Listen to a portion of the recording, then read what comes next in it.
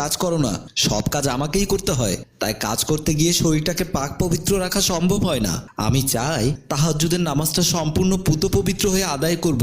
তাই রাতে গোসল করে আমার শাশুড়ির সাথে নামাজ পড়তে বসি। আমার শাশুড়ি বলল, হ্যাঁ বৌমা, আমার বড় বৌমা যা বলেছে সব সত্যি বলেছে। তখন আমি বললাম, সেটা না হয় আমি বুঝতে পারলাম, কিন্তু আমার স্বামী প্রতিদিন কেন ওই টাইমে বাথরুমে যায়? পাশে দাঁড়িয়ে থাকা বাপ্পি তখন বলল, আমি বাথরুমে যাই তোমাকে কে বলেছে? আমি বললাম, তাহলে তুমি যাও কোথায়? বাপ্পি বলল, ভাবি যে তাহাজ্জুদের নামাজ পড়ে সেটা আমি জানি। ভাবি সারাদিন পরিশ্রম করার পর ঘুমালে ভাবির আর খবর থাকে না।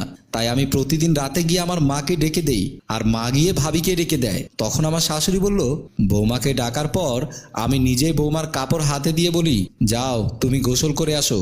বৌমাকে গোসলে পাঠিয়ে আমি নামাজের ব্যবস্থা করি। আমি তখন বললাম, ঘরে আসার সাথে সাথে আমাকে অনেকজন অনেক কথাই বলেছে।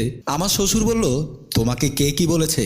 আমি বললাম, পাশের বাসার ভাবিরা বলেছে বাপ্পির সাথে নাকি তার বড় ভাবির সাথে অবৈধ সম্পর্ক রয়েছে। আমার শ্বশুর বলল, বোমা, গ্রাম বাংলার মেয়েদের এই একটাই সমস্যা, ওরা ঘরের ভাত খেয়ে পরের মহিষ তাড়ায়, ওসব কথা বিশ্বাস করো না। তখন আমি বললাম, সবার কথা বাদই দিলাম, বাপ্পির বন্ধু হেলাল শিকদারের কথা আমি কিভাবে ফেলবো?